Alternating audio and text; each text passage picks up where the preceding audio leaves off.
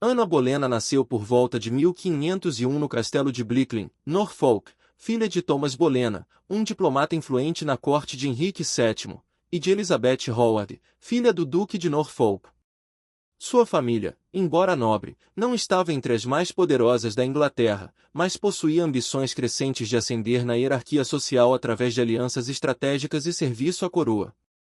Thomas Bolena era um homem culto e visionário, que compreendeu desde cedo que o futuro de seus filhos dependeria não apenas de sua linhagem, mas também de sua educação e habilidade para navegar nas complexas águas da política cortesã. Esta visão moldaria profundamente o destino de Ana, preparando-a para um papel que transcenderia todas as expectativas de sua época. Se você está fascinado pelas histórias dramáticas de poder, amor e traição que moldaram a história, inscreva-se no nosso canal para não perder nenhum episódio dessas narrativas extraordinárias que mudaram o curso da humanidade para sempre. A educação de Ana Bolena foi excepcional para uma mulher do século XVI. Aos 12 anos, foi enviada para os Países Baixos para servir como dama de companhia de Margarida de Áustria, regente dos Países Baixos e uma das mulheres mais cultas de sua época. Lá, Ana desenvolveu fluência em francês e holandês, além de adquirir conhecimentos de música, dança, bordado e literatura. Margarida de Áustria reconheceu rapidamente a inteligência excepcional da jovem inglesa, elogiando-a como uma das mais brilhantes damas de sua corte. Esta experiência internacional foi fundamental para moldar a personalidade sofisticada que Ana desenvolveria, diferenciando-a completamente das damas inglesas convencionais da época. Em 1514, Ana foi transferida para a França, onde se tornou dama de companhia da rainha Maria Tudor, irmã de Henrique VIII, que havia se casado com Luís XII da França. Quando Maria Tudor retornou à Inglaterra após a morte de Luís XII, Ana permaneceu na França para servir a nova rainha, Cláudia de França, esposa de Francisco I. A corte francesa do Renascimento era um centro de cultura, arte e política, onde Ana absorveu os refinamentos da civilização continental. Ela aprendeu a falar francês com perfeição, desenvolveu gostos sofisticados em moda e arte, e mais importante ainda, observou de perto como mulheres inteligentes e ambiciosas podiam exercer influência política real através de seus relacionamentos e alianças estratégicas. Durante seus anos na França, Ana também foi exposta às ideias reformistas que começavam a questionar a autoridade papal. A corte de Francisco I, embora nominalmente católica, mantinha uma relação complexa com Roma, frequentemente desafiando a autoridade papal quando os interesses franceses estavam em jogo. Esta experiência plantou as sementes das convicções religiosas que Ana mais tarde demonstraria como rainha da Inglaterra, tornando-a uma defensora da reforma religiosa e da independência nacional em questões espirituais. A Inglaterra para a qual Ana retornou em 1522 estava sob o reinado de Henrique VIII, um monarca jovem, carismático e profundamente obcecado com a questão da sucessão real. Henrique havia assumido o trono em 1509, aos 18 anos. Casando-se imediatamente com Catarina de Aragão, viúva de seu irmão Arthur, príncipe de Gales. Este casamento havia sido arranjado por seu pai, Henrique VII, para manter a aliança com a Espanha, mas também criou complicações teológicas que mais tarde assombrariam o reino. Por mais de uma década, Henrique e Catarina tentaram produzir um herdeiro masculino, mas repetidas gravidezes resultaram em abortos espontâneos ou mortes infantis, deixando apenas uma filha sobrevivente, Maria Tudor, nascida em 1516. Ana entrou inicialmente na corte como dama de companhia da própria rainha Catarina, uma posição que lhe permitia observar intimamente a dinâmica do poder real e as crescentes frustrações de Henrique com seu casamento sem filhos. Neste período, Ana desenvolveu um relacionamento romântico com Henry Percy, herdeiro do conde de Northumberland, e os dois chegaram a ficar secretamente noivos. No entanto, este relacionamento foi brutalmente interrompido pelo cardeal Thomas Wolsey, primeiro-ministro de Henrique, que viu o enlace como inadequado para os interesses reais. Ana foi temporariamente exilada da corte, retornando ao castelo familiar em Ever. A volta de Ana à corte em 1525 coincidiu com o fim do relacionamento de sua irmã Maria com o rei. Maria Bolena havia sido amante oficial de Henrique por alguns anos, inclusive dando-lhe um filho bastardo, Henry Fitzroy, reconhecido pelo rei. Quando Henrique se cansou de Maria, seus olhos se voltaram naturalmente para Ana, que havia retornado à corte transformada em uma jovem mulher de extraordinária sofisticação e charme. Mas Ana não era sua irmã Maria, ela havia aprendido com a experiência familiar e estava determinada a não aceitar o papel de mera amante real. O cortejo entre Henrique VIII e Ana Bolena desenvolveu-se lentamente ao longo de vários anos, marcado por uma dinâmica de sedução e recusa que intensificou a paixão do rei até o ponto da obsessão. Ana demonstrava interesse suficiente para manter Henrique esperançoso, mas consistentemente se recusava a entregar-se fisicamente a ele enquanto permanecesse casado. Esta estratégia era extremamente arriscada, pois desafiava diretamente as expectativas de um monarca absoluto acostumado a ter seus desejos imediatamente satisfeitos. No entanto, Ana compreendeu instintivamente que seu valor residia precisamente em sua inacessibilidade, e que ceder cedo demais significaria perder toda a chance de alcançar seus objetivos mais ambiciosos. As cartas de amor que Henrique escreveu para Ana durante este período, 17 das quais sobreviveram até hoje, revelam a profundidade de sua paixão e frustração. Nestas correspondências íntimas, o rei todo-poderoso se rebaixa a implorar, prometendo-lhe posição, riqueza e poder em troca de seu amor. Ana respondia com inteligência e sagacidade, mantendo o interesse do rei aceso enquanto deixava claro que apenas o casamento seria suficiente para conquistá-la completamente. Esta correspondência representa um dos registros mais reveladores da psicologia de um monarca absoluto confrontado com uma vontade que não podia simplesmente comandar. A obsessão de Henrique por Ana gradualmente se transformou em uma questão de Estado de primeira magnitude. Em 1527, o rei instrui o cardeal Wolsey a buscar junto ao Papa Clemente VII a anulação de seu casamento com Catarina de Aragão, alegando que o matrimônio era inválido desde o início devido ao fato de Catarina haver sido previamente casada com seu irmão Arthur. Esta alegação técnica escondia a verdadeira motivação, o desejo ardente de casar-se com Ana e a esperança de que ela pudesse dar-lhe o herdeiro masculino que Catarina aparentemente não podia fornecer. A questão da anulação rapidamente se tornou uma crise internacional. O Papa Clemente VII encontrava-se em uma posição extremamente delicada, pois Carlos V, imperador do Sacro Império Romano e sobrinho de Catarina de Aragão, havia recentemente saqueado Roma e mantinha o Papa virtualmente como prisioneiro. Conceder a anulação significaria desafiar o imperador mais poderoso da Europa, mas negá-la poderia resultar na perda da Inglaterra para a Igreja Católica. Durante anos, Clemente tentou procrastinar, enviando legados papais para investigar o caso enquanto secretamente esperava que Henrique perdesse o interesse em Ana ou que ela morresse de alguma doença, resolvendo o problema naturalmente. Enquanto isso, Ana consolidava sua posição na corte inglesa com habilidade política notável. Ela cultivou alianças com nobres reformistas, intelectuais humanistas e comerciantes que viam na ruptura com Roma uma oportunidade para mudanças sociais e econômicas favoráveis. Ana também demonstrou interesse genuíno nas ideias protestantes, lendo obras de Martinho Lutero e outros reformadores, e promovendo discussões teológicas em seus aposentos privados. Esta posição religiosa a colocou em conflito direto com o estabelecimento católico inglês, mas também a tornou uma figura central no movimento reformista que ganhava força entre a nova geração da nobreza inglesa. Em 1532, Henrique VIII finalmente perdeu a paciência com Roma e decidiu agir unilateralmente. Ele nomeou Thomas Cranmer como arcebispo de Canterbury, sabendo que Cranmer apoiaria a anulação de seu casamento. Em novembro de 1532, Ana finalmente cedeu às pressões de Henrique e os dois consumaram seu relacionamento, resultando em uma gravidez que acelerou dramaticamente os eventos subsequentes. O casal se casou secretamente em janeiro de 1533, e Cranmer rapidamente declarou válido este matrimônio enquanto anulava o casamento anterior com Catarina. A coroação de Ana Bolena como rainha da Inglaterra em junho de 1533 foi um evento de magnificência sem precedentes, mas também de tensão política palpável. Henrique gastou uma fortuna na cerimônia, determinado a estabelecer a legitimidade de Ana através da pompa e grandiosidade. Ana processou pelas ruas de Londres em uma liteira dourada, vestida de púrpura real e coroada com uma tiara de ouro incrustada de diamantes. No entanto, as multidões que assistiam permaneceram visivelmente frias, muitas se recusando a aplaudir ou mostrar entusiasmo pela nova rainha.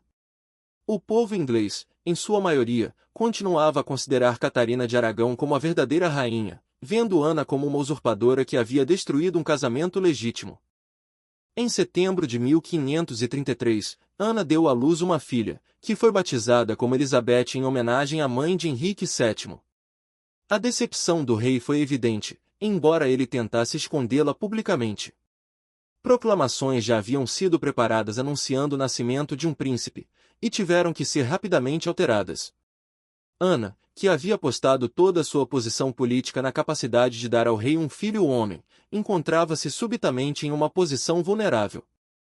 Ela prometeu a Henrique que o próximo filho seria um menino, mas a pressão sobre ela era agora imensa. Como rainha, Ana demonstrou uma personalidade forte e independente que frequentemente chocava os observadores acostumados à submissão de Catarina de Aragão. Ela participava ativamente de discussões políticas, expressava opiniões sobre assuntos diplomáticos e não hesitava em confrontar o rei quando discordava de suas decisões. Esta atitude, embora refletisse sua inteligência e educação superior, gradualmente alienou muitos na corte que consideravam tal comportamento inadequado para uma consorte real. Ana também mantinha um círculo íntimo de favoritos e conselheiros, criando uma facção política rival dentro da própria corte real. As tentativas subsequentes de Ana para engravidar terminaram em abortos espontâneos traumáticos, cada um representando não apenas uma tragédia pessoal, mas também um fracasso político que enfraquecia progressivamente sua posição. Em 1534 e novamente em 1535, Ana sofreu abortos que parecem ter abalado profundamente tanto ela quanto Henrique. Rumores circulavam pela corte sobre as possíveis causas dessas perdas, alguns sugerindo que eram punição divina pelo casamento ilegítimo, outros culpando o estresse e as pressões políticas constantes. Paralelamente, Henrique começou a demonstrar interesse por Jane Seymour, uma das damas de companhia de Ana. Jane era tudo o que Ana não era: submissa, quieta, devota e representante da nobreza católica tradicional. O contraste entre as duas mulheres tornava-se cada vez mais evidente para a corte, que começou a especular sobre a possibilidade de uma nova mudança na fortuna real. Jane havia aprendido com o exemplo de Ana, recusando-se a tornar-se amante do rei enquanto ele permanecesse casado, usando exatamente a mesma estratégia que Ana havia empregado uma década antes. Thomas Cromwell, que havia substituído o cardeal Wolsey como primeiro-ministro após a queda deste último, percebeu a mudança no humor real e começou a posicionar-se para a eventual remoção de Ana. Cromwell era um homem pragmático que entendia que sua própria sobrevivência política dependia de antecipar e facilitar os desejos de seu mestre real. Ele começou discretamente a investigar a vida pessoal de Ana, procurando por qualquer evidência de comportamento inadequado que pudesse ser usado para justificar a ação drástica. No início de 1536, após outro aborto espontâneo que pode ter sido de um feto masculino, a paciência de Henrique finalmente se esgotou. A combinação de sua paixão por Jane Seymour, sua frustração com a incapacidade de Ana de produzir um herdeiro masculino, e seu crescente cansaço com a personalidade forte dela criou uma situação explosiva. Cromwell, percebendo o momento propício, começou a orquestrar cuidadosamente um caso contra a rainha que seria devastador em seu escopo e implacável em sua execução. As acusações contra Ana foram cuidadosamente construídas para serem irrefutáveis e mortais. Adultério com múltiplos parceiros, traição ao rei através de conspiração para assassiná-lo, e incesto com seu próprio irmão George Bolena representavam crimes punidos com morte, e a evidência apresentada, embora amplamente circunstancial, foi habilmente fabricada para parecer convincente. Marquis Meaton, um músico da corte de origem humilde, foi o primeiro a ser preso e torturado até confessar ter mantido relações íntimas com a rainha. Esta confissão forneceu a base inicial para acusações mais amplas. Henry Norris, gentilhomem da Câmara Privada do Rei e um dos favoritos de Henrique, foi acusado de adultério com Ana baseado em conversas casuais que foram interpretadas de forma sinistra. William Brereton, outro membro da Câmara Real, foi incluído nas acusações por razões que parecem ter sido mais políticas do que baseadas em evidências. Francis Weston, jovem cortesão conhecido por sua proximidade com a rainha, foi arrastado para o escândalo através de testemunhos questionáveis de inimigos pessoais. A acusação mais chocante foi dirigida contra George Bolena, irmão de Ana e visconde de Rochefort. A alegação de incesto entre os irmãos foi particularmente danatória porque combinava transgressão sexual com violação moral fundamental, tornando Ana não apenas uma adúltera, mas uma pessoa moralmente corrompida além da redenção. George, que havia sido um dos aliados políticos mais próximos de Ana e havia se beneficiado enormemente de sua ascensão, tornou-se um alvo natural para aqueles que desejavam destruir completamente a influência da família Bolena. O julgamento de Ana Bolena foi uma farsa judicial cuidadosamente orquestrada, realizada na Torre de Londres em 15 de maio de 1536. O tribunal era presidido por Thomas Howard, Duque de Norfolk e tio de Ana, demonstrando como até mesmo laços familiares próximos eram insuficientes para proteger contra a ira real. Os jurados, todos nomeados pelo rei, compreendiam que apenas um veredicto seria aceitável para sua própria sobrevivência política. A evidência apresentada era uma mistura de boatos, interpretações maliciosas de conversas inocentes e testemunhos de pessoas sob coação. Ana defendeu-se com uma eloquência e dignidade que impressionaram até mesmo seus inimigos. Ela negou categoricamente todas as acusações, argumentando logicamente que as evidências eram fabricadas e que estava sendo sacrificada por conveniência política. Sua defesa foi particularmente poderosa quando ela apontou as inconsistências cronológicas nas acusações, demonstrando que muitos dos alegados encontros adúlteros teriam sido impossíveis devido à sua presença documentada em outros lugares. No entanto, sua defesa corajosa foi inútil diante da determinação implacável do rei. O veredicto de culpabilidade foi pronunciado rapidamente, e Ana foi condenada à morte por decapitação ou fogueira, conforme a vontade real. Esta escolha de método de execução refletia a prerrogativa real de mostrar misericórdia ou severidade, mas também servia como demonstração final do poder absoluto do monarca sobre a vida e a morte de seus súditos, independentemente de sua posição anterior. Henrique VIII escolheu a decapitação e mandou buscar um carrasco especializado da França para executar a sentença com uma espada, método considerado mais honorável e menos doloroso que o machado tradicionalmente usado na Inglaterra. Esta decisão final demonstrava a complexidade dos sentimentos de Henrique em relação a Ana. Mesmo ordenando sua morte, ele buscava minimizar seu sofrimento físico, talvez refletindo algum resquício do amor que uma vez sentirá por ela. Os dias que Ana passou na Torre de Londres aguardando sua execução foram marcados por uma dignidade notável. Ela recebeu a visita de clérigos, conversou com suas damas leais que foram autorizadas a permanecer com ela, e passou tempo em oração e reflexão. Relatos da época descrevem-na como mantendo sua compostura aristocrática mesmo diante da morte iminente, demonstrando a força de caráter que havia caracterizado toda a sua vida extraordinária. Em 19 de maio de 1536, Ana Bolena foi levada ao cadafalso erguido no pátio da Torre de Londres diante de uma pequena multidão de espectadores cuidadosamente selecionados. Vestida de cinza escuro com uma capa de arminho, ela caminhou com passos firmes até o local de sua execução.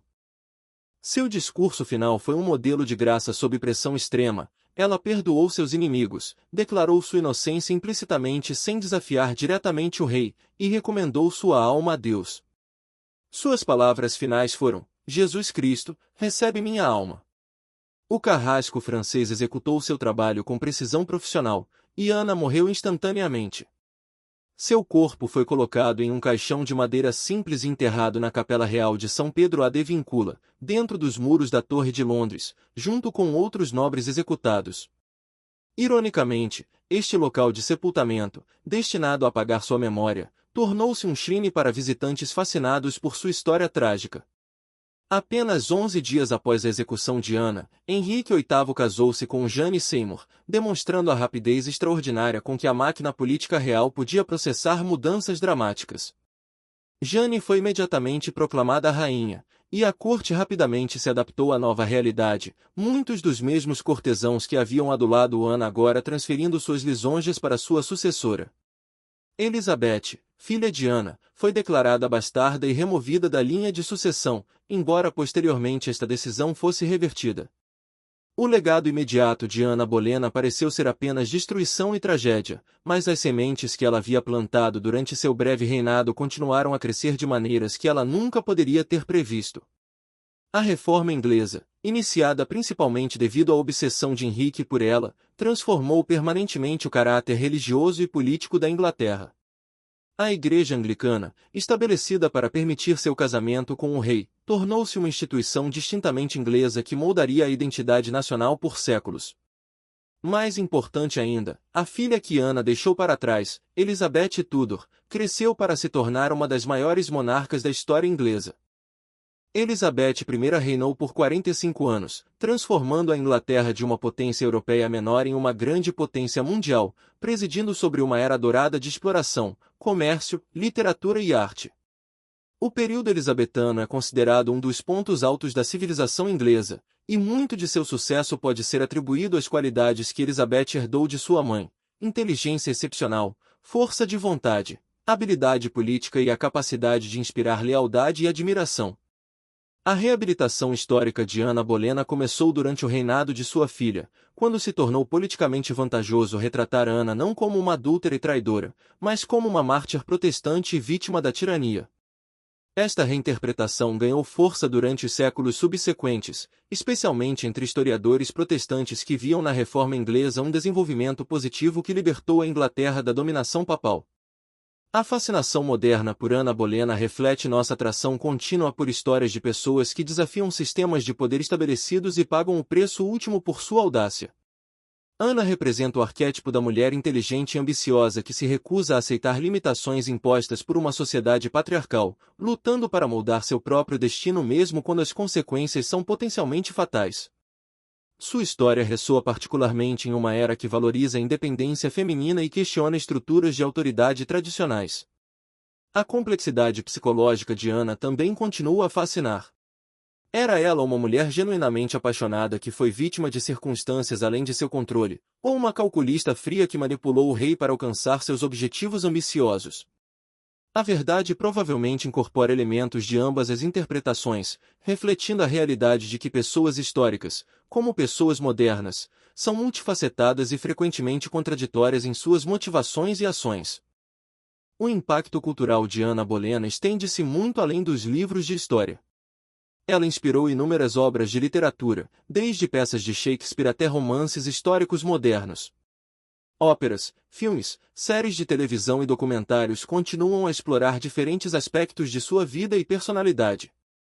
Esta produção cultural contínua demonstra como sua história transcende seu contexto histórico específico para falar sobre temas universais de amor, ambição, poder e injustiça. A morte de Ana Bolena também estabeleceu um precedente sombrio para o reinado de Henrique VIII, demonstrando que nem mesmo a posição mais elevada oferecia proteção contra a paranoia e crueldade reais. As execuções de Thomas More, John Fisher, Thomas Cromwell e Catherine Howard seguiram padrões similares, confirmando que a Inglaterra havia entrado em uma era de terror real onde a sobrevivência dependia não da inocência ou mérito, mas da capacidade de antecipar e satisfazer os caprichos de um monarca cada vez mais instável. Para o Brasil de hoje, a história de Ana Bolena oferece lições relevantes sobre os perigos do poder concentrado, a importância de instituições independentes para proteger os direitos individuais, e as consequências de sistemas políticos onde a lei está subordinada à vontade pessoal de líderes autoritários. Sua trajetória também demonstra como mudanças históricas significativas frequentemente emergem de conflitos pessoais e paixões individuais, lembrando-nos de que a história é feita por pessoas reais com motivações humanas complexas, não por forças abstratas inevitáveis.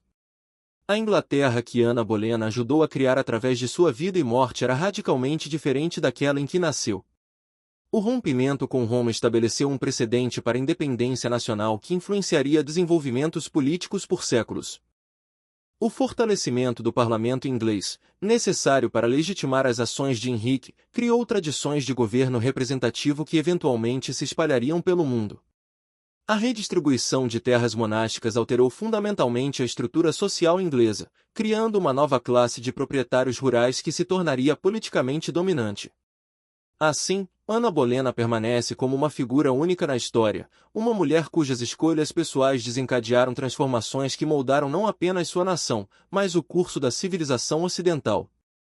Sua história nos lembra que indivíduos determinados, operando em momentos críticos da história, podem catalisar mudanças que ecoam através dos séculos, frequentemente de maneiras que nunca poderiam ter previsto ou imaginado.